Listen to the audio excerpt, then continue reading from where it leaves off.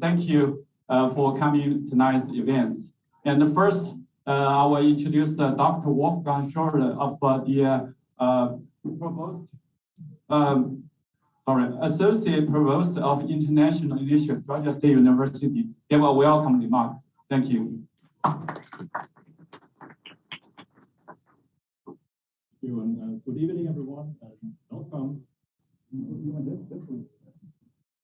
Welcome to the 2022 Chinese New Year Business Forum. New challenges and a new way forward. And most importantly, happy Spring Festival and happy Year of the Tiger. My name is Wolfgang Schorle. I'm the Associate Provost for International Initiatives at Georgia State University. Georgia State, through its Chinese language, culture, and business initiatives in the Office of International Initiatives, is proud to be one of the hosts of this event. We're particularly happy to offer this forum in hybrid format. It has been a long stretch with constraints on in-person events, and today's turnout shows just how much pent-up demand there is. I would like to thank our co-hosts and long-term partners, the World Trade Center of Atlanta and the Chinese Business Association of Atlanta. I also would like to thank the China Research Center and the Carter Center, along with our other sponsors, the Partner, Loyal Trust Bank, East West Manufacturing, and Autogenetics. One of my roles at Georgia State is to oversee the Office of International Initiatives, whose mission is to promote global awareness and drive global engagement in the university and in the larger community. We have a long record of doing this, in particular when it comes to China-US business relations. First through our Confucius Institute, and more recently through our Chinese language, culture, and business initiatives. I want to acknowledge and thank our long-standing partner in this endeavor, Beijing Language and Culture University, whose support has helped make today's event possible. I want to give a special thank you to today's moderator, keynote speaker, and our panelists for sharing their expertise for the forum. I really look forward to hearing your insights, which are more timely than ever. Last but not least, I want to thank you, the audience, for attending, whether in person or virtually. We so appreciate your interest. Now I would like to introduce Max Sutherland, Executive Vice President of the World Trade Center of Atlanta.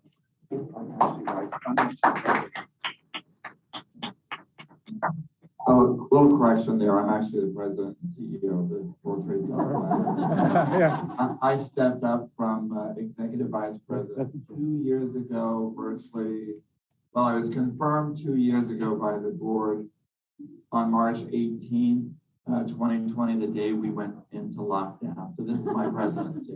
And Vanessa, you are not going to hear the same speech from last night. Although I did, once again, I'm following somebody who has prepared remarks. But I did write little bullet points here, so not completely off the cuff. Last night we had a inaugural launch of International Focus, a new magazine that one of our board members, the Honorary Consul General of Liberia, Cynthia Blanford, is now publishing here in Atlanta. And that was we have a few people here tonight that were there. Anyway, first thing I'd like to say is Xinyang Hao. Xinyang Hao, yeah. Did I do that right? Yes, Xinyang Hao, yes. Don't roast me over that. Thank yous to everyone. I want to thank, of course, Georgia State University. I want to thank the Chinese Business Association of Atlanta. This is, of course, has become one of our signature events over the years. And we can add this to our World Trade Day Conference and State of Trade Symposium that we have every year.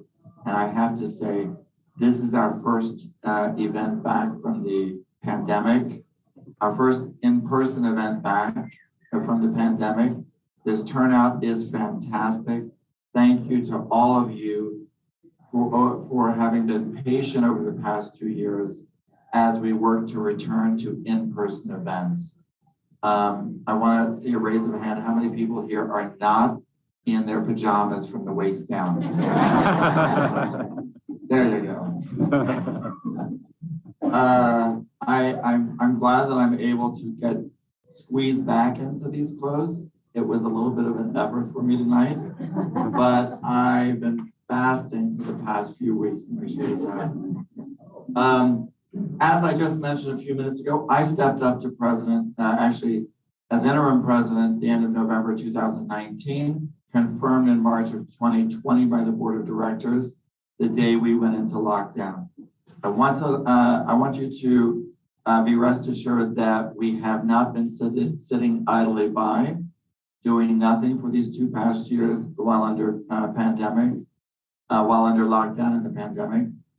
We have been actively reorganizing, restructuring, pivoting, refocusing our efforts, and we are excited about what we are rolling out and have rolled out. We launched the World Trade Center Atlanta Academy last year. We've launched international payment transaction solutions and foreign exchange solutions, which we never had in the past. We now have expat relocation services. We've expanded our trade services. We're going to be launching podcasts, interviews with the Consular Corps and key trade organizations in the mayor's office and our corporate power players here in Atlanta going forward. Our website will incorporate international news feeds. We want to actually reach out to any bloggers that want to contribute content. We are considering adding blogging content to our website to make our website more of a destination for people to get information and find out about events going on. However, and we've also been listening to all of you the past 2 years as to what your needs are and what you want. We've heard you. We're now expanding our corporate partnerships to include and provide greater opportunities to get in front of our constituents and our network through in order to increase your business development efforts. I ask you to go onto our website and look at the partner tab and open up those benefits for each of the levels. And you'll see that we offer far greater exposure, both from marketing expert, but also getting involved, being able to host events, online events, in-person events. Take a look at those. You'll be very pleased with what we're rolling out now. The most important initiative, though, that we have been working on, and I'm happy to share with everybody, is that we are in active conversations to brand a signature building, whether it is rebranding an existing building or branding a new construction here in Atlanta as the World Trade Center. And we will be managing approximately 40 to 50,000 plus square feet of dedicated space in which we are going to launch an innovation center for international trade and investments. It's going to focus on economically challenged markets around the world that can benefit from trade investments with Georgia. Most specifically, we're going to be focusing on Africa as well as Latin America that we have long been neglecting since the Monroe Doctrine. And we are also going to launch an innovation center, not for local entrepreneurs, but for foreign companies that want to open business here in Georgia. Either they want to test the waters or they want to, they're in a site selection mode or already in construction mode before they move on to their permanent locations. We have received those types of requests from the Metro Atlanta Chamber, and they are more than happy to work with us for that as well. So we look forward to everything that we are launching. We look forward to bringing you guys back into what we are doing. We look forward to you joining us at our events as we continue rolling these out in person. We are going to continue this hybrid format for quite some time, because we know that there's still a lot of people that aren't quite ready, but we want to bring them back as well. We will, though, be expanding even with our hybrid to go globally, as we did with World Trade Center. So with that, I want to introduce Jian as the next welcoming remarks from the Chinese Business Association, President of the Association. Jian. Thank you, Dr. Wolfgang Schuler. Good evening. Thank you very much for coming. My name is Jian. I'm the president. Like Max, I'm the current president. Actually, we just had a new election, and I was elected as the president again because we skipped 2 years in the past. So, anyway, I'm so glad to see all of you here. It's such a big crowd. 2 years ago, we had our event in Sandy Springs, and then we just went to Dortmund for 2 years. And I think the missions of all three organizations here is really to, you heard this social distance, try to keep each other away. But I think our mission is really try to keep us together, to shorten the distance between the two countries and to shorten the distance between the two cultures and our understandings. So that will promote our businesses and the well-being of our two countries. With that, I also want to thank the sponsors tonight. Actually, two of the sponsors are sitting on the panel here. The main sponsor is We Partners. Also, we have Royal Trust Bank, East West Manufacturing, and Autogenetics, who cannot be here tonight. And once again, I really appreciate all the opportunities working with World Trade Center and Georgia State University. The one person I want to thank tonight is actually Kimberly Henshaw. Her son has been tested with COVID. She cannot be here, but she did all of the work. She did all the work. So let's give her a big applause. Now it's my great pleasure to introduce the moderator tonight. He's the senior advisor for China at the Carter Center and a member of Council on Foreign Relations. He's also the associate director of China Research Center in Atlanta and adjunct professor of political science at the Emory University. He's very humble. When I asked him, give me some materials I can introduce you, he only gave me 2 sentences. So that's what I read. But I do want to say that he's been very, very active in promoting the understanding of China and the U.S. And he's been doing a lot of evening sessions online and early morning sessions as well. So please welcome Dr. Yawei. Thanks, Jim, for that very generous introduction. January the 17th, 2019, I organized a 3-day commemoration meeting to commemorate the 40th anniversary of U.S.-China relations. After that, 8 months, and then it's the lockdown. And so I feel this is the second emancipation in 2022. The first one is when Jenny organized the CBA meeting in person, in the aquarium. So this is the second meeting. So I want to congratulate all of you who are coming here. I'm sure you also feel emancipated, under this very depressing, not just the COVID, but also the whole U.S.-China relationship is very depressing too. So we're here, as Yi said, that I organized over 60 webinars, online meetings since the pandemic. This is the first in-person one. And the difference between all the online discussions and today's one is huge. Because all the sessions I organized, they're mostly scholars, researchers, former government officials. But today, look at the lineup, including Frank Lavin in San Francisco. They are all frontline soldiers.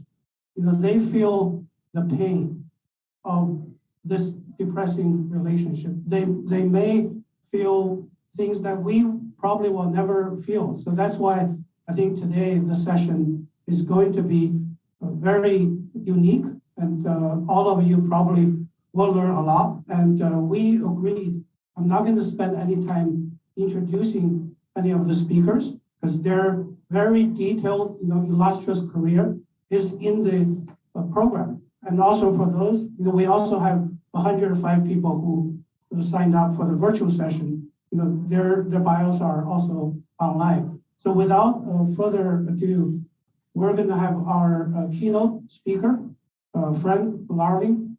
He was former U.S. ambassador to Singapore, but most importantly, is the CEO and the founder of Export Now, one of the leading companies that is involved in China's e-commerce. Frank, the floor is yours. Jilin, can you? Thank you so much for that gracious introduction, and I want to thank also all of the wonderful array of sponsors and presenters we just heard. But Julian, thank you for convening us, and to the Associate Provost, wonderful what you're doing at the university, and the China Center at the Carter Library is fantastic. So we've got a really terrific array of leadership and ideas and energy here in the room tonight, and I'm very honored to be among you. But I have to say, to begin my remarks, to all of my fellow panelists and to the leadership tonight and to the audience assembled, whether it's virtual or in person, let me just say, 恭喜发财，新年快乐，万事如意.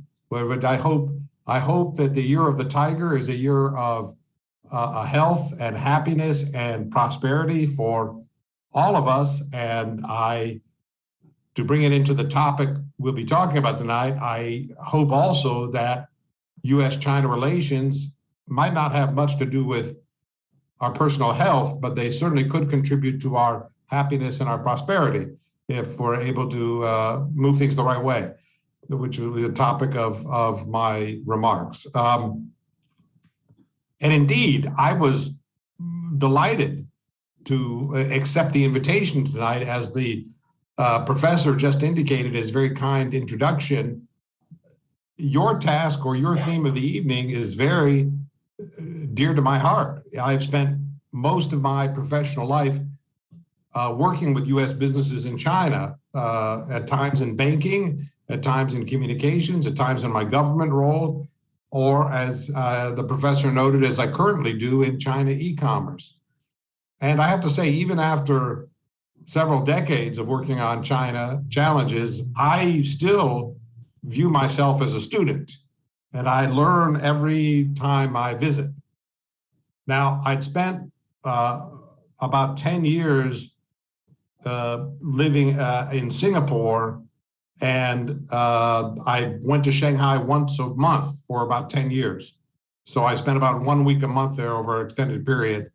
Unfortunately, COVID has really interrupted this process, so I have not had the chance to visit Shanghai in some 2 years now, but perhaps I accumulated some insights in my time on the ground and my studies and my work that maybe I can share with you tonight. So I really have two themes for tonight that I want to try to cover. First, I want to spend a few minutes talking about the U.S.-China relationship. And then secondly, I want to just get into the business dimension of that relationship and talk about how U.S. businesses ought to approach China. Right? So let me tackle the sticky problem first, the U.S.-China relationship. And I have to say, I was a bit hesitant almost in accepting this topic, because this should be an evening of celebration, but it's a bit of a dour note if we look at where the relationship is today. I think we saw in the modern era, and I date that from the first Nixon-Kissinger openings to China 50 years ago, I think we've seen across the modern era incremental, modest, but reasonably steady progress in the relationship. And we saw considerable changes in China in that period, a considerable opening on the economic side, less opening in civic or social terms, but a transformed country because of decades of economic progress. So it's not a positive moment for China hands such as myself, and I suspect most of the room, when we look at we have to say the deterioration that has taken place in the bilateral relationship in the last few years. I have to say, in this downward tick, there's at least some slivers of good news. One is that I think we have a U.S. administration at present that wants a stable relationship, wants a functional relationship, that is not looking to add friction to the relationship. So I think that's a bit of stability after several years of a fair amount of rather intense friction and even harsh words from time to time. And I'd say that same thesis of stability holds on the China side for now as well, which is to say, I think neither side has much of a capacity at the moment to improve relations because there are significant political constituencies in both countries that are suspicious, if not hostile, of the other country. In other words, it would require the political leadership in Beijing or in Washington, D.C. to incur some kind of political cost, to pay some kind of political cost if it tried to move toward the other nation or improve relations. So I think you're somewhat frozen in that respect. However, as I suggested a minute ago, neither side is trying to make matters worse either. So I think there's a level of maturity that both sides realize there needs to be some degree of functionality in this relationship, that there can certainly be mutual benefits if there's at least a professional relationship, regardless of the many, many differences between the two societies. Now, the reason for this deterioration, I think there are several. I think it's a confluence of several events. I mean, nominally, the most public episode in the last few years were these long simmering trade issues. But that's one element of the discussion. Those have been joined by a set of geopolitical issues. So there's additional uncertainty in that regard, whether it's South China Sea or Taiwan or other initiatives by China in the region. And now human rights are also added to the mix. And if we even put aside the G2G set of issues, the government-to-government set of issues, and you say, we still have COVID to deal with. We still have supply chain disruptions to deal with. We have a set of issues that are completely unrelated to government policies, but they complicate the relationship and they impede travel, they impede coordination and so forth. And as I mentioned, I add to this in both countries a new type of robust nationalism that has emerged in both countries, where there's a sense of assertion in the US and in China that advancing a country's interests can only be done by injecting friction or by criticizing or castigating another party. This is at variance, I would say, with traditional Chinese diplomacy, and I would say at variance with traditional American diplomacy. But here we are. We have these noises from both capitals. And I'll say it's not the nationalism and the economic nationalism is not purely on the US side, although we see it. We see about bringing manufacturing back home and those type of discussions. But on the Chinese side, we see a huge government push to force companies to delist from overseas stock markets, right? Although one could argue that access to international capital is a boon to the Chinese economy, and that for a long time, Chinese companies were not deemed to be performing at the level that would attract international investment. And for the last decade or so, they certainly have. You have world-class companies that can access international markets. So many economists would say, well, let them do it. It's to China's benefit. But the government has decreed otherwise. So we're seeing some retrogression in that respect as well. And so as a cumulative impact on this is that there's been a relative decline in US businesses for a China orientation, because businesses want a predictable environment. They want a controversy-free environment. And if you inject friction and you inject controversy and you criticize businesses for undertaking normal activity, no surprise they shy away from this kind of environment. Now, I think this is unfortunate, and I think it overstates the negativity, because the fact of the matter is China is still China and US is still US. In other words, China still remains an enormous market, an enormous opportunity, increasingly affluent consumer base, increasingly skilled work population, an extremely tech-oriented society. And in many ways, there's enormous amount of goodwill and familiarity at the people-to-people relationships. Once you get beyond some of the government issues. So there's all sorts of examples of collaboration, of joint ventures, of cooperation, of shared projects and so forth, as we've seen across history between these two nations, right? So to my mind, there are all sorts of opportunities there. It's easy to get pessimistic because of the bad news. And if we look at international business issues in general, they come under pressure. In the US in the last 4 or 5 years, there's been a general decline in the appetite for trade liberalization. And this was signaled 5 years ago when the US withdrew from the Trans-Pacific Partnership.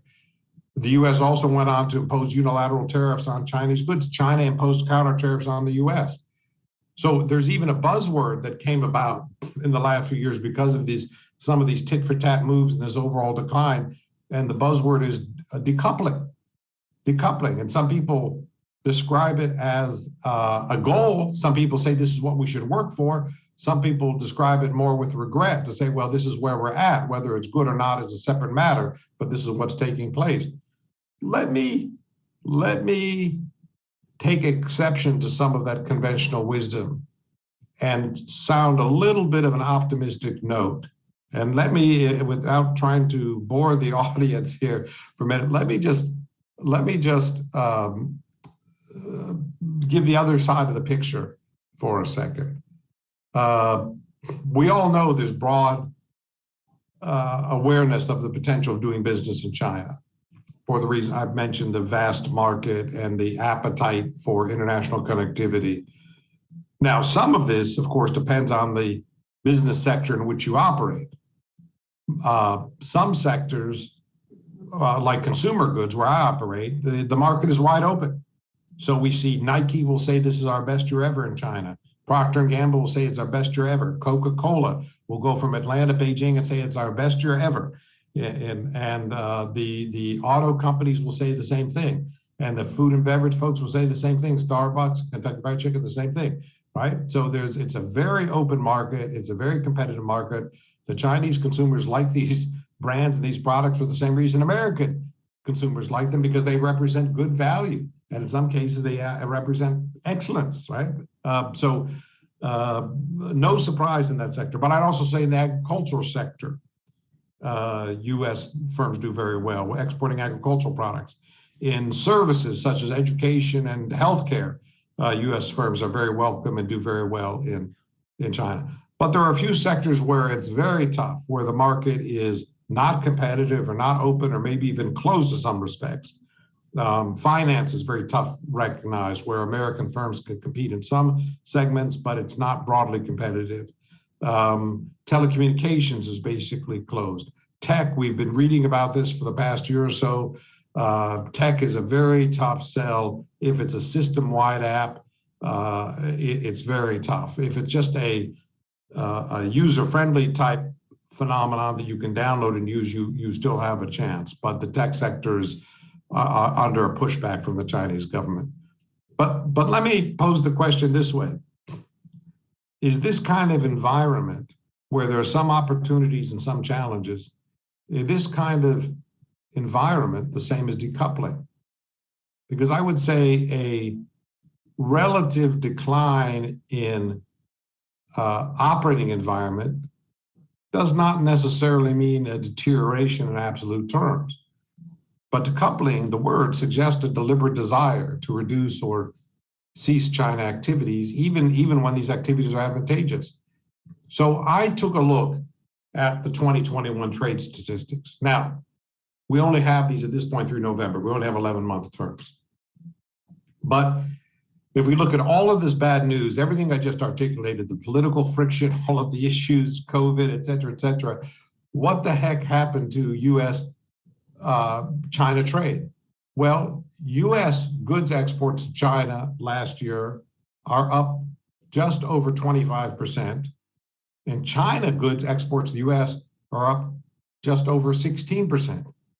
Ladies and gentlemen, these are not trivial numbers. These are numbers on a reasonably large base. U.S. exports about 138 billion, China exports about 457 billion. These are large base numbers and rather significant percentage increases.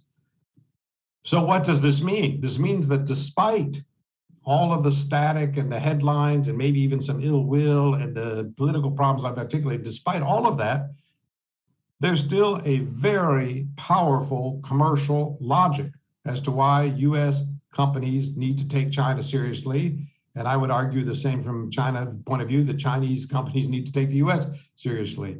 I think it means you need navigational skills, you need to be sure-footed. I would advise people to go step by step. But I'd say in that kind of environment where with even all of these problems, all of this undercurrent, there's still very nice improvements in the trade relationship.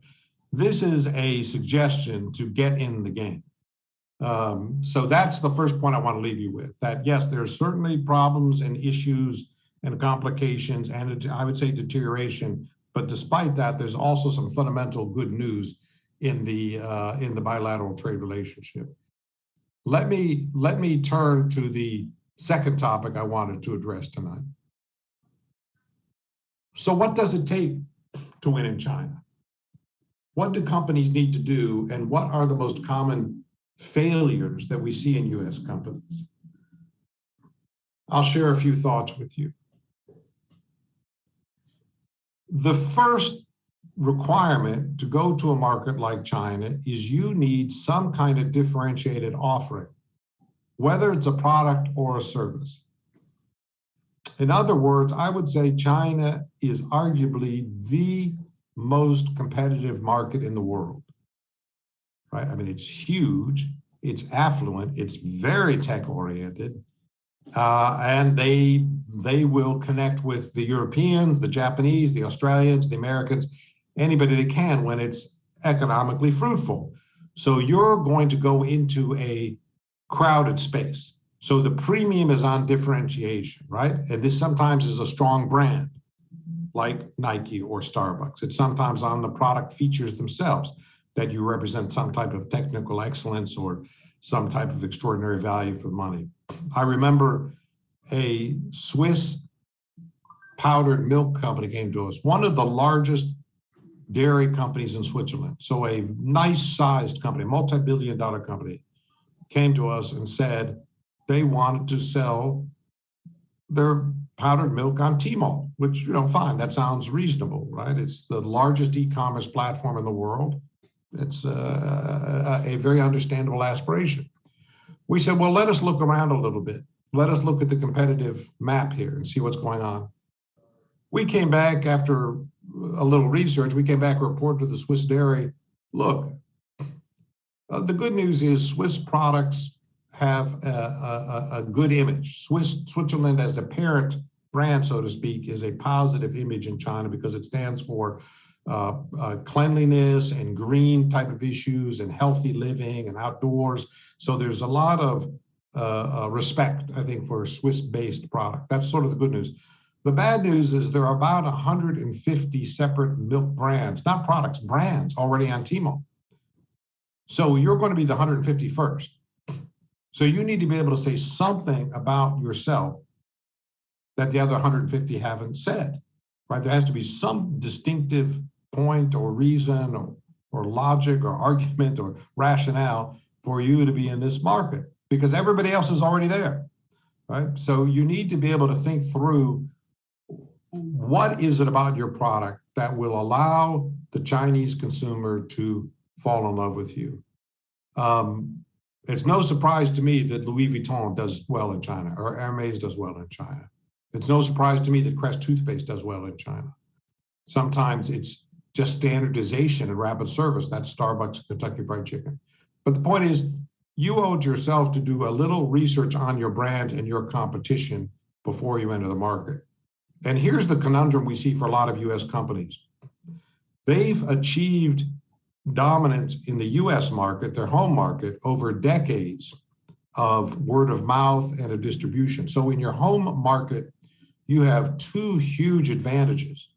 You have word of mouth, meaning you have an embedded base of consumers who love you. They grew up with you, their parents grew up with you. There's enormous strength in that brand. Secondly, you have scale. You have scale because you have this national distribution machine going. So your production rates are high. So you have a great deal of efficiencies. So you have a cost structure that really redounds to the benefit of the consumer. So if we look at a lot of consumer goods that we see in the drugstore, the grocery store, these are reasonably inexpensive products, right? Because they're made by these giant companies, right? But the point is, those two advantages wash out when you go to a foreign market. You won't have scale and you won't have word of mouth. So you're going from your front foot to your back foot. So the first point is differentiated product. Second point is you need to court the customer. You need to be able to court the customer. Many companies draw on that home market experience. They sometimes think that as they expand, they don't do anything except improve distribution. That if they just work out the logistics of getting into the China market, the labeling and testing requirements, and they get the product there, that's all right. That's a little bit of a problem to solve. If they work that out, they've done it. They've just distributed to a new market. But I'd say distribution is not a strategy. Distribution is what you focus on if you don't have a strategy. Your strategy has to involve the rationale of the product and your messaging and positioning to the Chinese consumer. How are you courting the Chinese consumer? What is the key point about your brand or your product that you're conveying to the consumer? How do you allow the Chinese consumer to fall in love with you? Now, fortunately, we live in a digital age. So grappling with all of this is not prohibitively expensive as it might have been a few decades ago.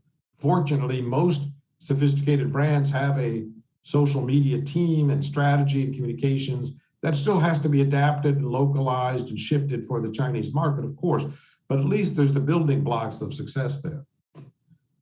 Let me put this another way. There might already be a conversation taking place about your brand. You need to join the conversation. It's interesting to me when we talk with US companies who are looking at China and we go on Chinese social media, even if the company's not in the market, there can be a fair amount of awareness of the brand or the product in Chinese social media because you're dealing with sophisticated consumers who have a global orientation. But what's also interesting to me is that many times the company itself is oblivious of this or doesn't want to play into this. And to say, look, the good news here is you've attained what every brand in the world wants. You're the subject of some kind of conversation in the Chinese market. The bad news is you're absent from the conversation. You need to get in there. You need to help explain yourself, show yourself, tantalize, court the consumer. Third, I would say you need flexibility. You need to be able to adjust your model. I can tell you the most common mistake that we see when US companies go to China, the most frequent sin is the sin of nothing. The sin of nothing, or the mistake of nothing, is to say that when a company goes to China, it does nothing different than when it expands in its home market. It doesn't examine its core message. It doesn't look at its product slate. It doesn't look at its pricing. It doesn't look at other attributes of its sales. In other words, what that company is saying is, sure, I'm going to go to China, and my view is China is just a really big Atlanta. So what I'm going to do in China is everything I'm now doing in Atlanta. Well, look, that might be in some respects true because the product is the same product and consumers do have a lot of similarities, but it might be 80% true or 70% true or 50% true. And the competitive map is going to be different. And the ultimate logic of your product, the emotional dimension of your product might be different to the consumer. So what I would say is don't commit the sin of nothing, which to my mind, I mean, forgive me, but to my mind, that's almost a kind of arrogance that I've built this product, my home market loves it, so everybody's going to love it. That's a presumptuousness that can get you into trouble. So I think you have to think through it from the other perspective. We think we've got a great product here. We think Chinese consumers do, in some respects, like this product. But how do we adapt what we're doing to give our activity in China the greatest appeal possible? How do we have the most potent messaging possible? Maybe we even need to adapt the product. I'll tell you, I work with Fender guitars, and it's a fabulous product. And this is a great example of saying, look, it's the same guitar, whether you're in the United States or in China, and people buy it for the same reason, right? They like music, they have fun, You meet people with a guitar, so it's no surprise it has the same general appeal. But purchasing power is a lot lower in China than the United States. Not among the top quartile. The more affluent consumers in China are maybe in some respects more affluent than the United States. But in general, if you look at the national average, you're dealing with a lower purchasing power. So what would you do if you're a Fender? I'll tell you what we recommended Fender do, and they did it, which is you need to come up with a payment plan. Because what might be a more or less routine credit card purchase in the United States to buy a new guitar might be prohibitively expensive in China, and people don't have credit cards. There's not the density of take-up as there's in the United States. But you can work with the e-commerce platforms, you can work with JD or Tmall and work with them, and they will sponsor a payment plan. So the person can buy it over 3 months or 6 months or 12 months. Now, all of a sudden, the purchase price is within the range of much more consumers. So that's not a radical redesign, but it's something that Fender doesn't do in other markets. What Fender would say in other markets is it's up to you, the consumer, to come up with payment terms on your credit card program. We make the product, right? You fellows figure it out. So good for Fender for making that adjustment. I would say this. The need for flexibility means you need to develop a culture of controlled experimentation. You need to see what parts of your product slate are more appealing. Nabisco saw that Chinese consumers like green tea flavor, so you have green tea Oreos. Pizza Hut saw other flavors, so they can offer squid as a pizza topping. Anheuser-Busch, when they market Budweiser in the US, Anheuser-Busch markets Budweiser as a social instrument. A beer is what you have if you're with friends. Buying a beer or suggesting a beer with someone is a social construct, right? You respect the person, you like the person, you say, let's go get a beer, right? The theme that is introduced in the Anheuser-Busch ads in China is a beer is what you have after a successful business transaction. A beer is a signal of success. There's also a social dimension, of course. You're having success with your business colleague. But it's important that it is not a casual afternoon watching football. It shows we won the deal. We closed the sale. We made it. We did it. We hit our numbers. Let's have a beer to show how good we are. My fourth and final point, you need staying power. You need to adjust your time horizon. In this new market, as I mentioned, you will not be at scale. You might make some mistakes. It could take a while to establish a regular flow of business. It might even take a year or two to work out your logistics issues and to optimize inventory, refine your advertising message. It might take several years to get to maturity. What we tell all of the businesses we talk with is don't go to China with a stopwatch. Don't come back and say, well, my first month wasn't that successful. My second month was that successful. You need to have some kind of time horizon. So in summary, what do we need? A differentiated offering, the ability to court the customer, flexibility, and a time horizon. And I would say the successful US companies in China, from Coca-Cola to Nike to Citibank, all share these attributes. I suspect, we haven't had the chance to meet, but I suspect most of the companies and individuals represented in this room tonight do as well. So that I began on a bit of a sour note, but I thought by ending on a bit of a happy note. There is all sorts of opportunity in that market. It just takes a bit of adrenaline and a bit of wherewithal to get there. Ladies and gentlemen, that concludes my remarks. I look forward to hearing from my fellow panelists and to the discussion afterwards. Thank you so much for your time and attention. Thanks, Frank. I think the two deliverables from Frank Lavin, number one is the problems of the relationship. And number two is business still as usual or as unusual. And then he spent a lot of time informing us, how you're going to access the huge, potentially unprecedented China market. So we now have four very distinctive and different perspectives on US-China economic and trade relationships. So our first speaker is Stephen Lustig. He is the VP for East-West Manufacturing.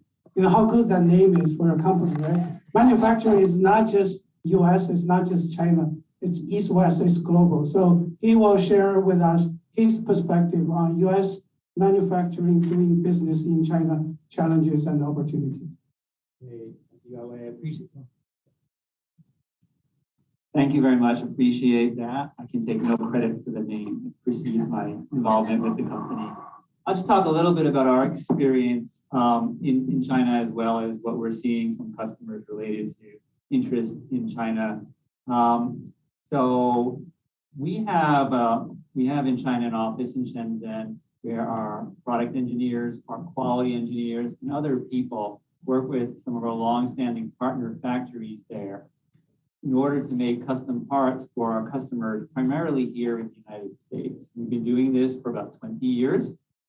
And we're happy to say that, in alignment with Frank's comments, we've seen great, good growth in that business, even over the last couple of years. Obviously, there's been a lot of challenges ranging from trade issues to COVID to transportation logistics. But even last year, we saw very good growth from that. So China remains an attractive market in terms of manufacturing for our customers here, and it continues to grow. And we're excited about that. There's a number of reasons for that. They're good at doing this. They've been doing this for decades now. They've got the infrastructure, they have the supplier and sub-supplier support, they have the trained staff, and they know how to do business with Western companies and Western countries. And so that business has a lot of positives going for it. And we continue to see good opportunities there. But we know and we see a number of customers, and this has been going on not just in the last couple of years, but I would say probably for close to a decade, and maybe speeding up in the last 5 years, is people looking for other places to manufacture. They're still looking for low cost. They're still looking, of course, for high quality. And so we've seen a lot of that going to places like Vietnam. We've had a factory there for over 10 years. And as happy as we are with the growth in China, with the business there, we're even happier with the much higher growth that we are seeing from business going to our factory there. These are companies that are either saying, I'm already manufacturing in China, I'd like a second place to manufacture for risk mitigation and diversification. Or these are companies saying, I'm manufacturing in China, I would like to move out of China for lower cost, for more stability. Or these are new companies not manufacturing, maybe they have new products and they're saying, hey, I want low cost, but I'm not so comfortable with China. So we're seeing both of these type of opportunities from our customers. And as we now have facilities in Mexico and Costa Rica, we're actually seeing more from customers saying, hey, I would like things closer to home. When you could depend on a boat transporting your product across the Pacific in about a month, and that you could get on the boat fairly promptly, and that you kind of knew what the price would be, you could plan all that in.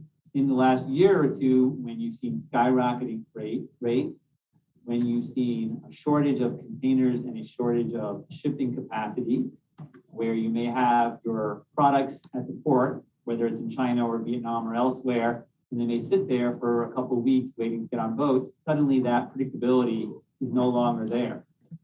And so those, as well as geopolitical risk and diversification, are reasons that we are seeing customers ask more and more, what are some of the options to build near shore, where we have a lot shorter supply chain, right? You can imagine the time it takes to move something from Mexico on a truck to the United States is a lot shorter and a lot more predictable than coming from overseas.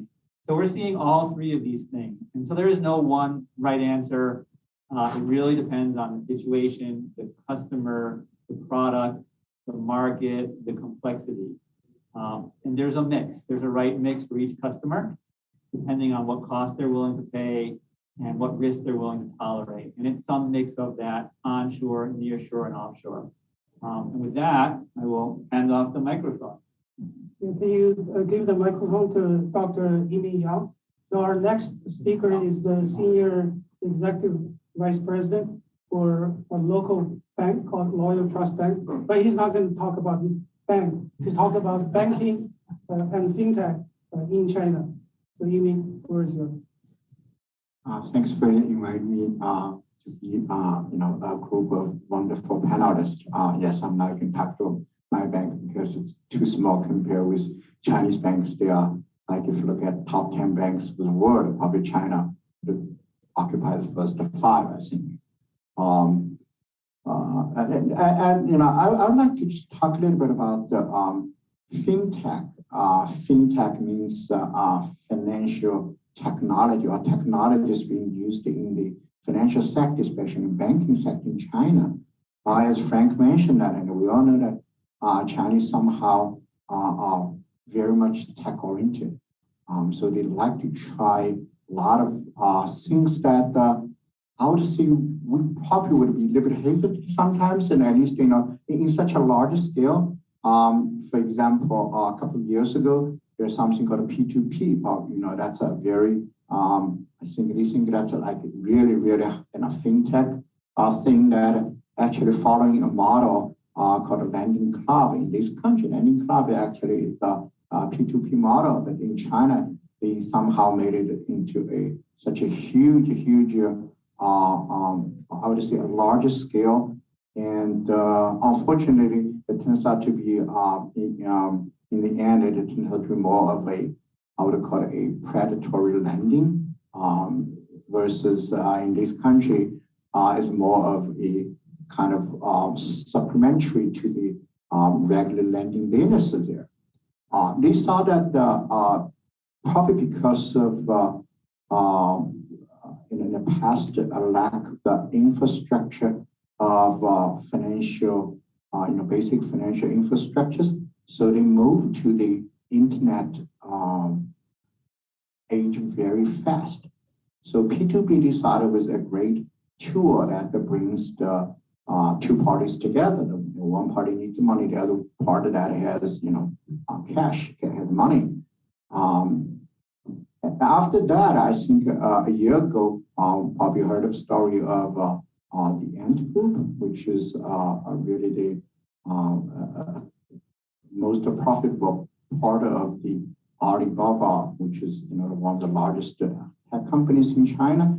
And probably everybody heard that the Ant Group tried to go public, but stopped a week before the process. That's another example that they are really trying to leverage the technology. Well, actually, Alibaba, everybody knows that it's been famous because it established a payment system. So actually, it's following, again, PayPal model, which is established a few years earlier than Alibaba, I think, but it made it to be a very large scale. Because of that success, they start getting into consumer lending. And in China, there's a very different settings there that the government pretty much owns a lot of monopoly of a lot of important businesses. So the companies like Alibaba, they were only able to do financial businesses with consumers. So they don't do, so they're very much about like big data, a lot of that kind of technology, machine learning type of things. I'm from actually have a math background, as a math professor many years ago. When you use that kind of technologies, you have to assume that you have tons of data. And actually, a lot of people think we have a lot of data these days. Yes, we do have a lot of data, but these data are about consumers. You don't get a lot of data about companies. Like, you can have like a million people default on your mortgage. You probably get only one company default on, a big company default, like a Xerox default. You don't get millions of samples. You don't need a big data at all. You don't have that. So China is, because of these subtle differences, that they are very much applying a lot of AI type of technology now to the banking sector. But the purpose is really to basically to generate the business from consumer side. The recent change is interesting is that Beijing established a third stock exchange. That is actually its intention is to help small businesses. In the US, we have SBA, small business agent that established by government to help small business. In China, this model is very difficult to follow, so they try a different model that establish stock exchange, try to reform small businesses. I think actually they are same. I'll probably run out of time. Just finish it quickly. There are a couple of things I can see. That one is that from consumer side data, as I mentioned, that they actually goes into recently they have some sort of called federated learning, which is basically try to keep the secrecy of the data. Actually, you don't have to pull data together. You can still do the modelings, do all the data analysis without actually put data together. The other event I can see is that they actually established a central bank digital currency, and they started to test it. I think it's by the name of ECNY. That is because of it is no cost and it is can be used offline. I think that's going to be a huge threat into the current payment system like WeChat Pay and Alipay. That I think the government is also starting testing. In fact, as far as I know, most Chinese-made phones like Huawei or Vivo or all these phones now are actually equipped with apps to use this currency. Okay. Thanks, Yimin. I think they're testing it at the Winter Olympic Village. This new payment, all the athletes can pay things digitally. Our third speaker is Teasley.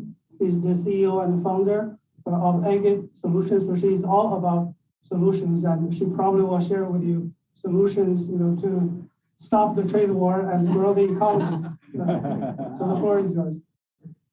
Good evening, everyone, and thank you for having me. My name is Shaquana Teasley. I'm known in the industry as Shaq. I'm an expert in international trade compliance. What that generally means is I specialize in customs regulations, both domestic and abroad.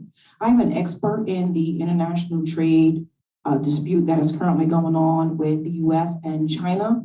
As you know, there has been additional tariffs that has been imposed on the imports of goods that are coming outside of China, the import on the inside and the export on the outside of China. Although that looks like a huge burden for many of our importers, exporters, and major manufacturers in the United States, including major retailers, there's actually been a great deal of benefit as well. And I know it's hard to believe that, but it is. We've been able to recover over $30 million in duty recovery because there are a great deal of regulations within U.S. Customs 19 CFR and Homeland Security regulations that support the duty recovery, not just in the trade war, but it's been around for a great time. And it's been around for a long time because it does do a great benefit in regard to increasing the manufacturing, the workforce in the United States, and it encourages additional imports into the United States. There are regulations that allow us, when I say us, I mean U.S. importers, to capitalize on these different regulations.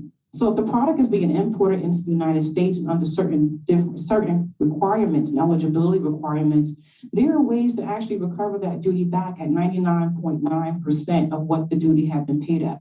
So if you all were going to Jamaica for the weekend, hanging out and bringing back white Hennessy and some other things that you decided to buy while you were vacationing, of course you've had to declare those duties and you've had to pay the duties assigned accordingly. So imagine what that is like for major retailers that are importing thousands of goods abroad.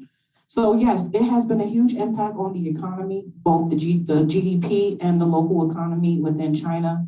It has been a huge burden on some of the major companies that we are aware of, like Apple, that has moved many of their operations outside the Chinese region, that has moved on to India, some Taiwan, and also even into the Philippines.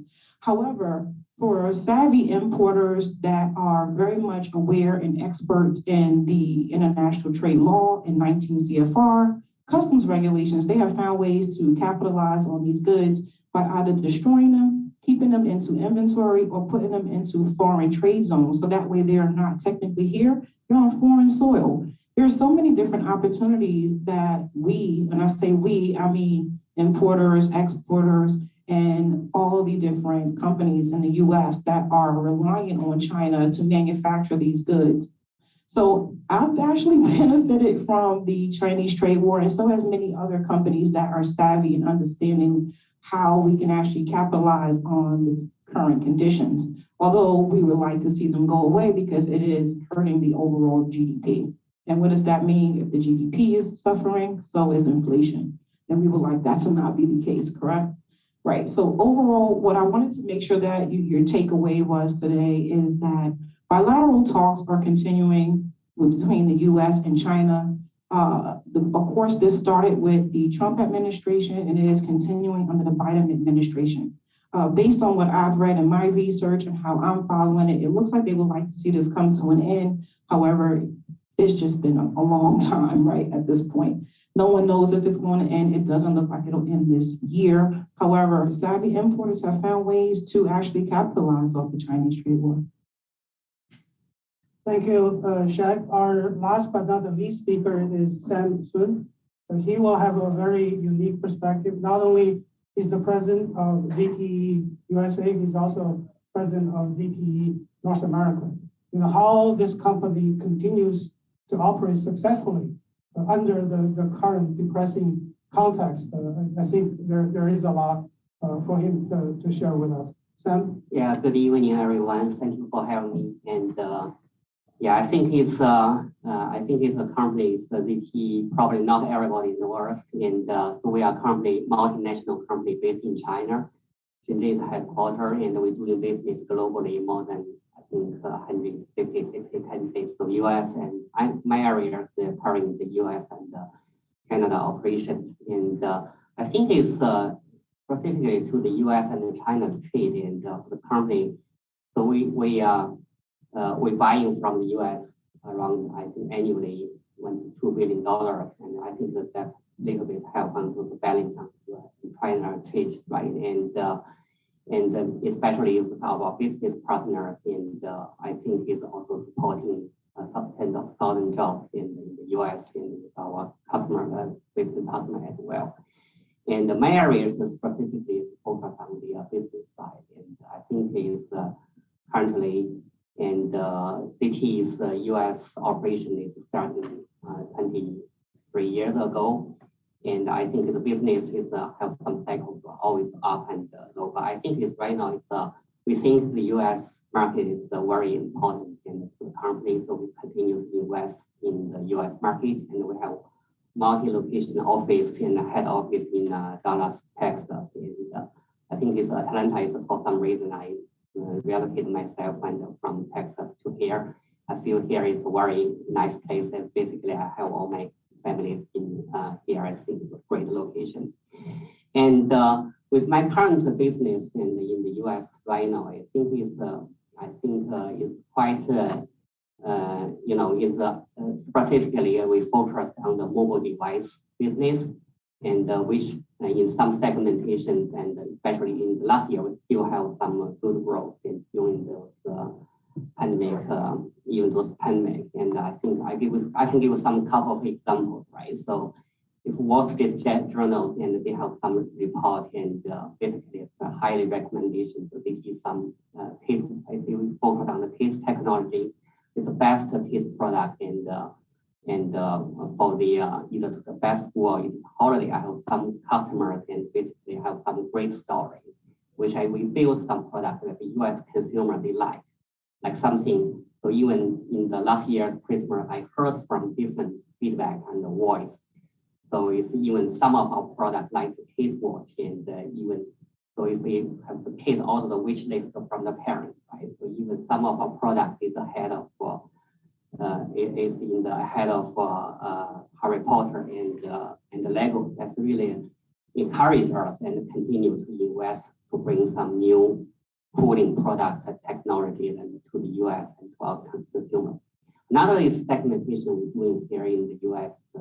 Mainly is we quite focused on the senior market, and we have couple devices in Target, I believe, and this year might extend to Walmart and some other stores as well.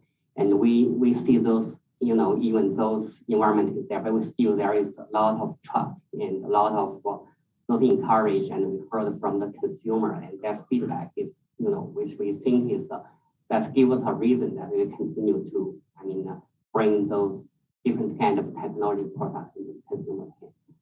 So it's primarily in the U.S. Canada is another, if we have the best area in Canada business, and I think we already in some segmentation is the #1 space. And but in overall, it's North America, we think it's a whole region area.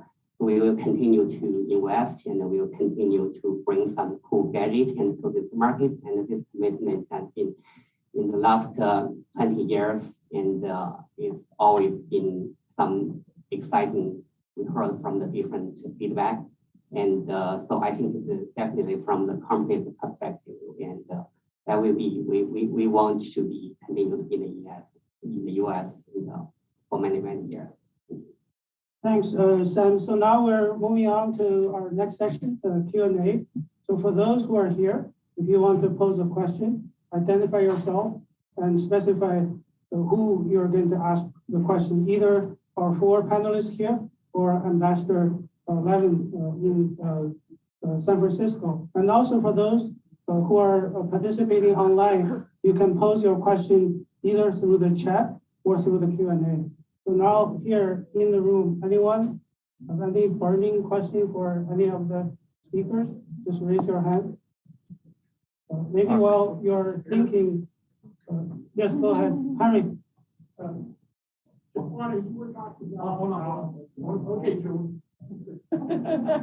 Thanks, Julian.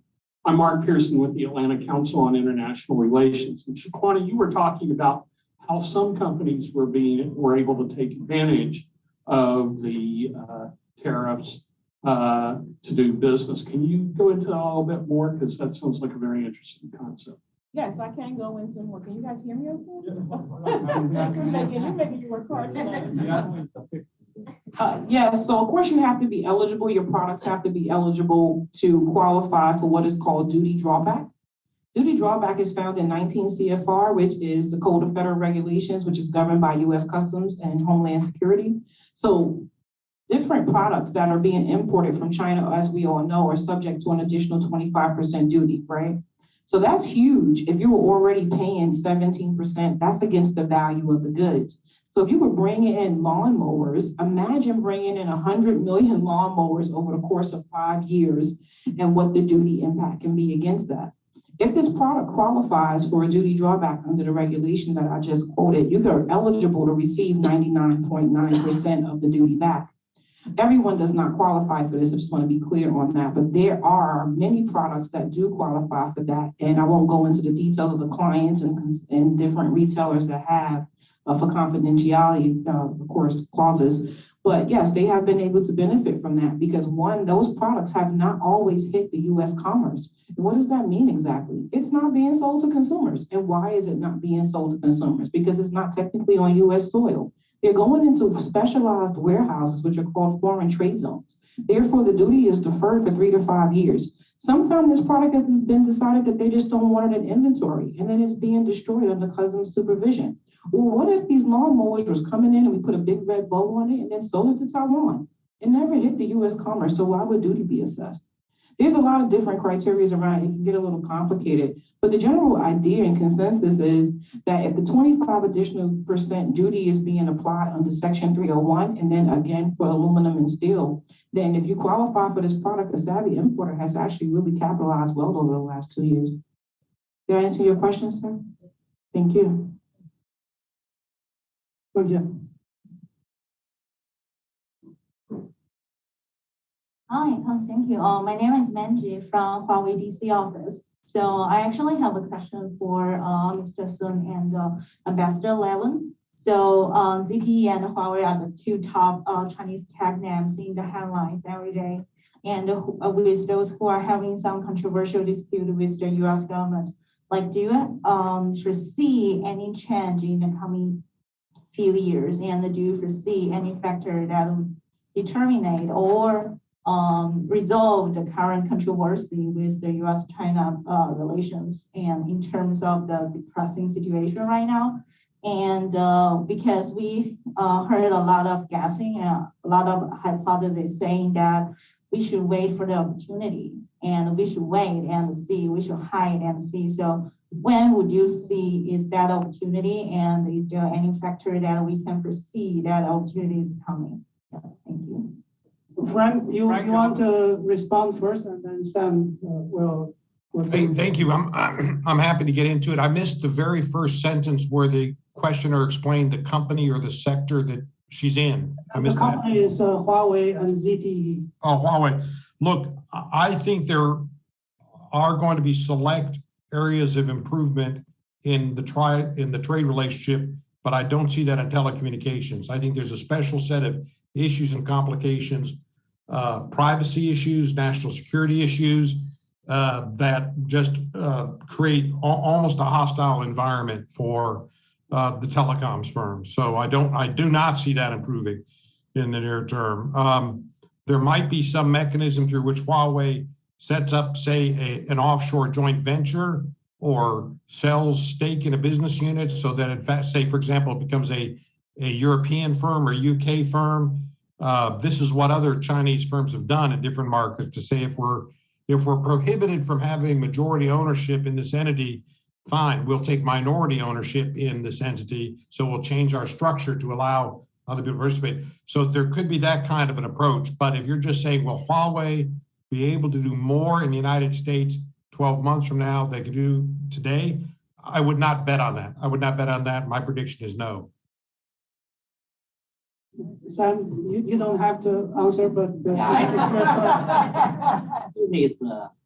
in the business side, right? It's focusing what you can do, and also I think it's our company is we take a very those approach and to do the compliance and following on all the requirements from the U.S. And I think that's also kind of so we are very focused on that, and not only compliance on the law and the compliance on all different parts, and that's the effort, tremendous effort that we are making.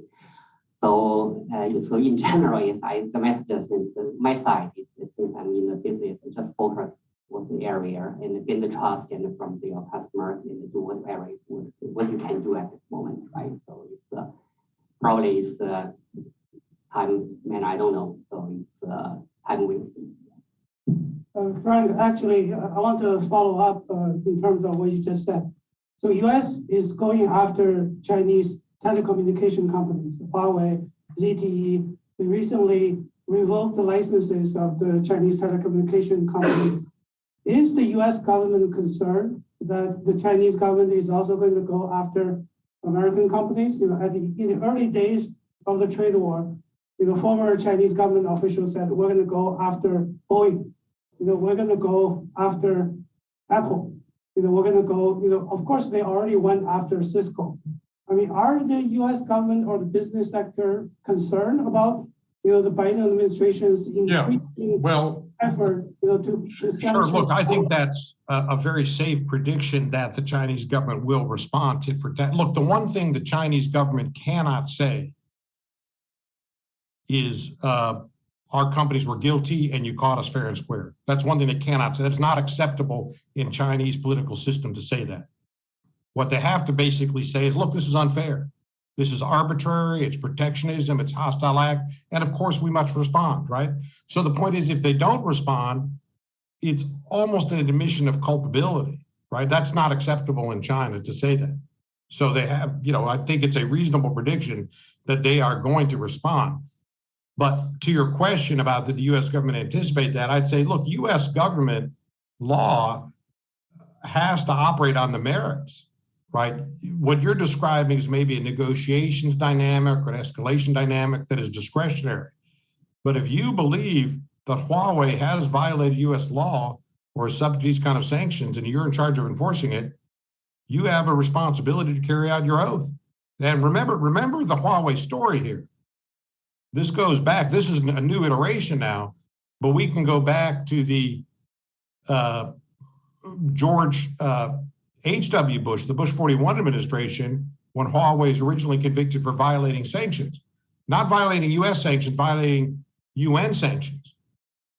And we know that one of the bits of evidence that was introduced in the prosecution of Huawei at that time was a screenshot from the Huawei internal communication system, which said, here are your instructions about how to violate the sanctions. So it was pretty clear that they organized and orchestrated. These were sanctions and selling IT equipment to Iraq while there were UN sanctions on Iraq, right? So there's a history which is not a positive history, right? So if you're in the US government and you're in charge of enforcing this element, my guess is you have to go ahead on the merits. And if I would advise Huawei, if Huawei is innocent, to argue back on the merits. Thank you. Any questions from our audience? I'm sure you all have questions. While we're waiting, I have a question for Stephen. You talk about the manufacturing. Do you think the Chinese government should be concerned about this outflow? The Japanese has put back, the Koreans have put back. You guys are also going to Vietnam and other parts of the world. But do other parts of the world has the capability to supplement, if they're going to shut down all the manufacturing in China? Yeah, good question. And just to remind you, actually, we're still doing a lot of business and growing in China. So we're not really pulling back. We're just seeing customers be a little more spread out in their needs and in their interest in going to other places maybe more frequently than they were before. Yeah, I mean, you are seeing, the various different geopolitical situations and occurrences, countries and companies in different countries pull out in some cases where it's been too difficult for them to continue. And that's often something that I'm not sure if the Chinese government is in favor of that or opposed to that. I don't know if they have great worries. I think that in some ways they want to diversify away from some of the manufacturing and maybe some of the export, maybe focusing a little bit more on their internal markets and maybe some more high-end aspects of the economy of manufacturing. And we've seen, not as much shoes and clothes and stuff that originally had been made in China now moved to Southeast Asia and more moving to South Asia, and they're moving up into higher and higher levels of manufacturing. So that may be part of the strategy that they're looking at. So I don't think we're going to see like an abandonment of China by any stretch of the imagination. There are things in China that are difficult to replicate. The capacity is one of them. The capacity in terms of the infrastructure, the amount of parts you can get out for any particular type of manufacturing, the number of engineering and technician graduates that they produce each year to support in your manufacturing are things that it's very difficult to match in smaller and less developed countries. I mean, if you think about China's size compared to Vietnam, very roughly 15-to-1, very roughly, don't quote me exactly, please. Don't have my almanac with me, but so I think there are challenges, but there's areas that, there's probably business that if not the government, the companies in China would like to hold on to that are moving. An interesting development in Vietnam is we're seeing more and more Chinese companies set up factories there, do manufacturing there, one for lower costs, for more predictability, ability to get around any tariff concerns and any other future issues. So it's kind of interesting to see the Chinese companies doing that themselves, which we didn't see years ago. Questions from our audience? Yimin, you talk about Fintech. In terms of China's financial technology, do you think they're more innovative? Will this become an area for China and the US to compete, or because technology is so sensitive that the US will also raise a high wall so that the Chinese innovation won't be able to get here?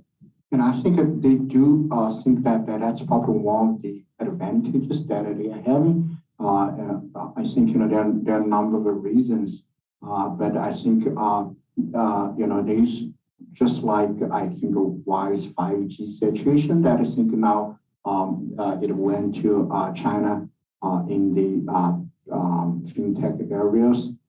Seems like they think that actually I probably wouldn't agree that at this time, for example, as I mentioned, Alipay, which actually more or less is the different scale of PayPal, but they definitely are used in a way that very I would say creative and very efficient. So that helped us a lot. But different countries really have different situations. As I mentioned earlier, small business, for example, it is very difficult to help small business, or these countries a different model that we have a lot of loans or things like in China that try to take advantage by thinking about high tech would help. I think high tech would definitely help in many ways that help you make things more efficient. I actually have risk management background. I think that technologies, a lot of people, for example, Jack Ma, when this anti-group would stop the IPO by the government, he had a speech before that. And when I read this speech, my immediate reaction was, he probably does not know what he's talking about. That's my honor, because I have a, just right after the speech on a vice president of a university that called me, he said, hey, what is your comment? I said, if you look at what his, anti-group makes money, it is something in financial industry we're long, known that is called leverage. It's nothing high tech. It just to make it, high tech make it more efficient. But high tech can make good things efficient, but also has the other side of it. If the bad things happens, it has exactly the same multiplier result. So high tech is I know. And I also see a very interesting, I've been in a credit rating area for many years. There's a financial crisis, 10 years ago in this country. And after that, what actually we've done in the past 10 years of financial industry, we try to review all the technologies. So there's one area called model validation that we always, and in this country, they always emphasize that every single technology has to have a human component. Don't let technology make decisions for you. You have to, so every model, for example, or Wall Street or banking models that requires regular, actually annual thorough validation that, make sure that the model does not, if the situation changes, model just does not work the way it's supposed to. In China, it's completely opposite. They don't want any human component in the decision making when it comes to like this, lending things. So they always talk to me, what models you're using. I was always telling them, hey, I probably use 10 models, but in the end, the human make a selection that what models those. And they always, my prime job was a consultant helping larger banks, and I was able to help the largest bank of the world. I don't want to name my client, but you can see which one. And then you tell me like we develop many models and many AI type things. Hey, what is mathematical criteria used to decide, what is threshold? So that is threshold to give you a yes or no, about that. I said, I don't have one. And I can tell you mathematical approach which one is better, but I don't use it. Why? Because, everything has to make sense. So I think was very interesting. I mentioned that something called federated learning earlier. I was not able to finish it. That was a more mathematical techniques that used to, or you probably have heard deep learnings, right? A neural network. What it does basically is through a bunch of numbers. Focus on U.S.-China relationship. So don't divert. It's a little too far. Now, Frank, I have another question for you. So recently in the webinar, I heard that the U.S. Trade Representative Catherine Tai has difference with the National Security Council.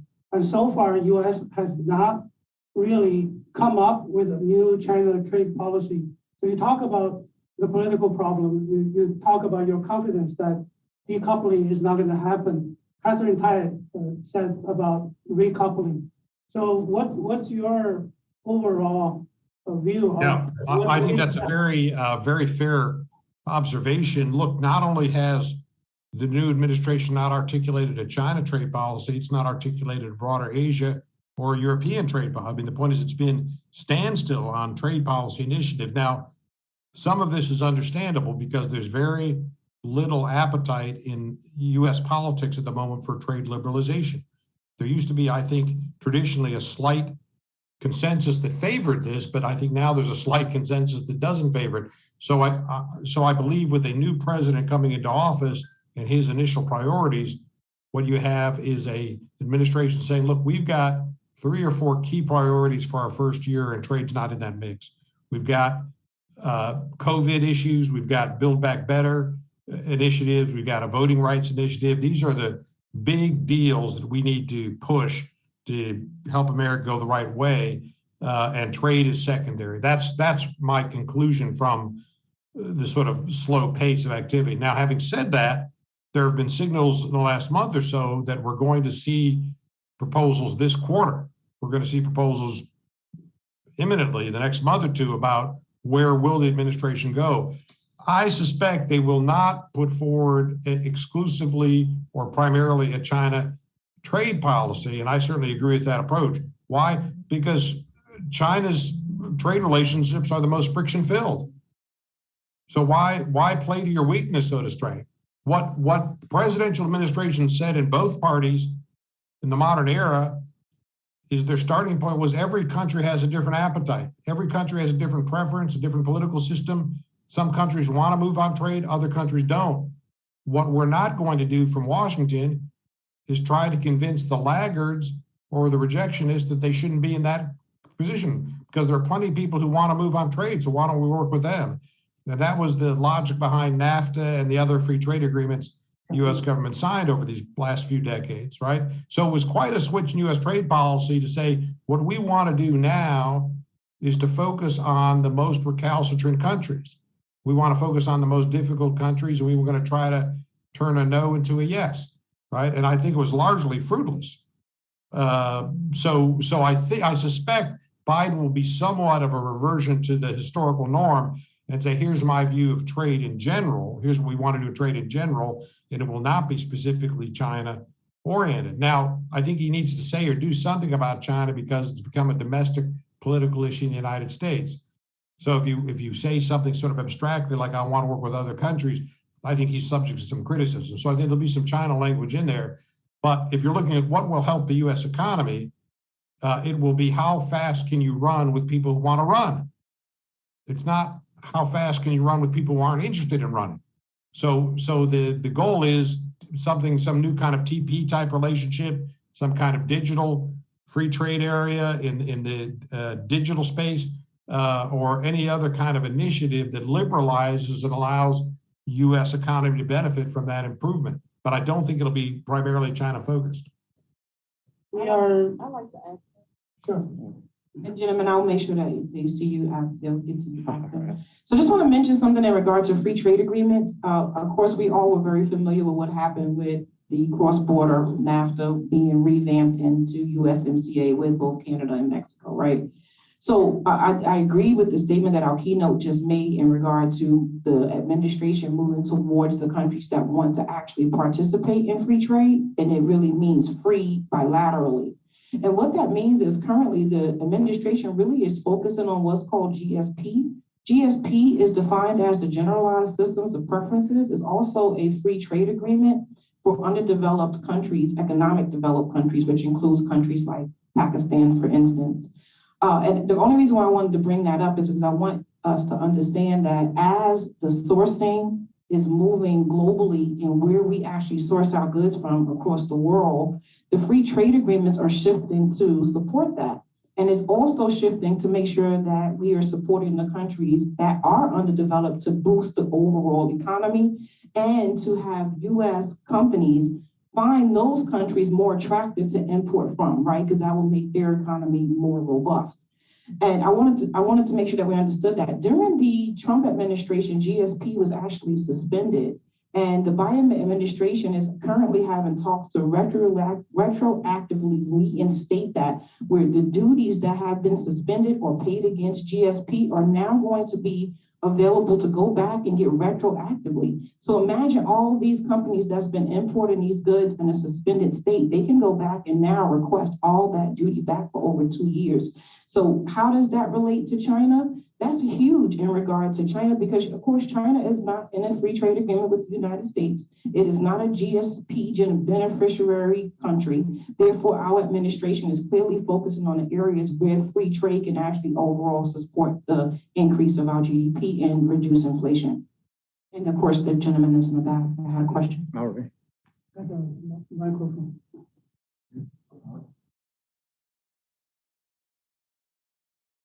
Hi, my name is Dane Riddle, and I'm from Parker Poe. I had a question particularly for Mr. Sun. There's been a lot of discussion about companies going from the United States into China, but as a manufacturer who's from China, who has been come to the United States, what challenges and opportunities have you seen moving into the United States market, and what do you see as the future for that? What challenges and opportunities?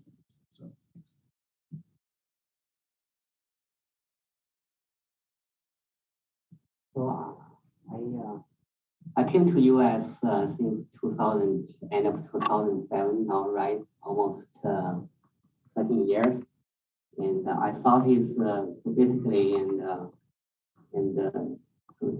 US definitely is a large market, right? If you're talking about in my industry, like consumer electronic phones, or it could be, I mean, $300 billion something dollars, and I think so definitely there is a lot of opportunities, and I think in the peak time, and we shipped around annually 30 million phones and devices into the U.S., and I think it's I think in the past 20 years, what we learned, and is to be successful in the country, firstly, we need to understand the culture. We need to have a good team and respect those people, and build a very combined culture between US and China. So, and I think also during the process and gain the trust, and there's also some curve, and in the past years, and so every single time. So probably you still have some lessons learned, but you need to take those lessons, and this next time, and you make those rectifications or make change, and those step by step, and then gain the trust of the U.S. customer. And I think so in general, and I think it's for the process of in the U.S. market, you cannot be the one night, right? You need to take some multi-years. So that means you still need, because the U.S., those our business partners, they want to see a long-term partnership.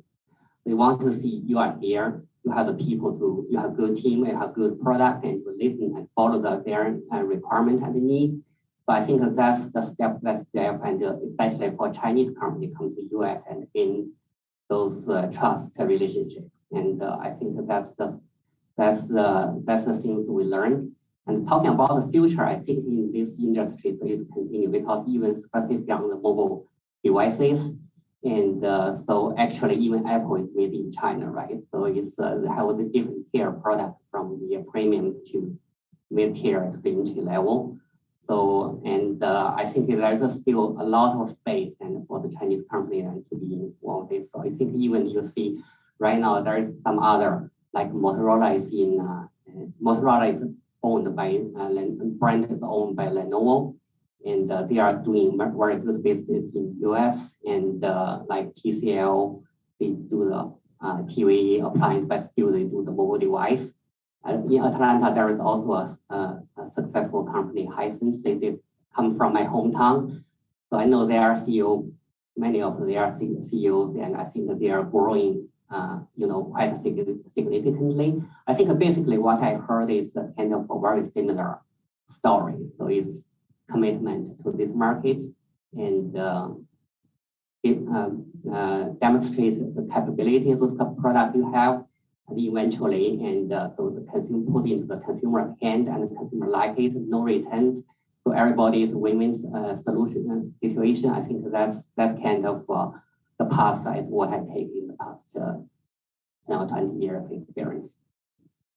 So I think we're going to come to a conclusion. We're going to conclude by asking our keynoter as well as panelists in 1 minute to answer a couple of questions. One is, how do you feel about the general business environment for just short term for 2022, U.S.-China trade economic, optimistic or pessimistic? Second is, if there's one particular thing you want either the U.S. government or the Chinese government to do so that the business environment is going to be improved. So we're going to start with Stephen first. Lucky me. I think we're optimistic. We're anticipating further growth, really good growth last year, and so it's still a viable place for us to be manufacturing for our customers. I think, we would love to see the tariff, 25% tariff removed, right? We won't get into all the political side, just the economic side for our customers and and ourselves. We do sell products that, for a period of time, we're judged exempt, maybe not the right terminology, but we were able to legally not have them subject to the tariffs, and that was great. That helped us and our customers, and that expired. And we use some parts as sub-assemblies in some of our other products as well. And so it's great to not have to worry about that. And it's quite, and it's quite complicated. So the reality is we do need experts like Shaq. I've done some, not with Shaq, unfortunately. In the future. Maybe in the future, as long as our current lawyers are not listening.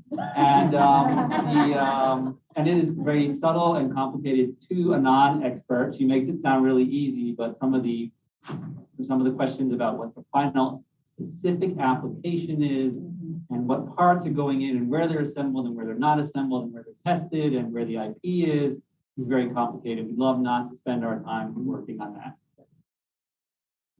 Congratulations, number 2. All right. Sam. I'm also optimistic, and I think it's so both U.S. I think there is always those two countries are very big, and there is always room, right? And also there is trade is there, and we can supply the product in the basically for those needs, and I think the benefit is for both of the countries. Shaq. So Shaq is gray. What does that mean? I think I'm on both the pessimistic side and the optimistic side. So I don't think that the end of the trade war is going to happen in 2022. I'm optimistic in the sense that it has been truly a benefit for savvy importers and for the trade community that understands how to capitalize on the current conditions. In regard to what Steve said, he is right. International trade compliance is extremely complicated. The Shaq breakdown makes it seem simplistic, and that's what I'm here to do. But he's right. The bill of materials is required. HTS classification is a requirement. Breaking down, understand the parts and how these parts move, what is the essential character of the goods that are being imported, all comes into play to make a valid decision on how you want to actually proceed in the movement of these goods. To be a savvy importer means that you have to be abreast of what the law is. I am not a trade attorney, but I'm a trade expert. So in that capacity, it's my responsibility to make sure that I can advise my clients accordingly so that they don't need trade attorneys. So in my opinion, I think that, no, I do not think that it's going to go away this year. However, I do think that savvy importers can continue to capitalize on the current climate. And I think that manufacturers can continue to do well, and they just need to be able to be savvy about it and be ahead of the global supply chain woes. Yimin. I'm also optimistic, and I don't think, if you look at a Shaq, everything has a bright side. And so it is no, Yeah, I do feel like, this will be better. And one thing, Yawei asked that, I hope the Chinese government can relax its foreign currency policies. That probably, very helpful for business. Frank, you have the final say. Thank you. I think my view makes it unanimous because I also count myself as optimistic. I know there are some differences of that, but here's my point. There are many challenges and complications in doing business in China, but they are largely navigable. They're largely solvable. There is a solution or an approach that will get you some degree of success. So in that sense, I'm optimistic. My wish, if I had one wish, it would be the U.S. remove those tariffs on China and China remove the tariffs on U.S. and we just get a little better operating. That's great economics, but it's also a great signal to the market to say these two countries can cooperate when they want to. So I'd love to see something like that. So on that very optimistic note, we're concluding our Chinese New Year Forum. I would like everyone to join me in thanking the organizers. Give them a round of applause. Thank you. Everyone is encouraged to stay and network. I don't think we need to get out of this place by 9 o'clock, right? No, we have 8:30. So we still have 20 minutes. So continue the discussion and have fun. And by the time we get up tomorrow, Terra will be gone. All right. Thank you. Thank you.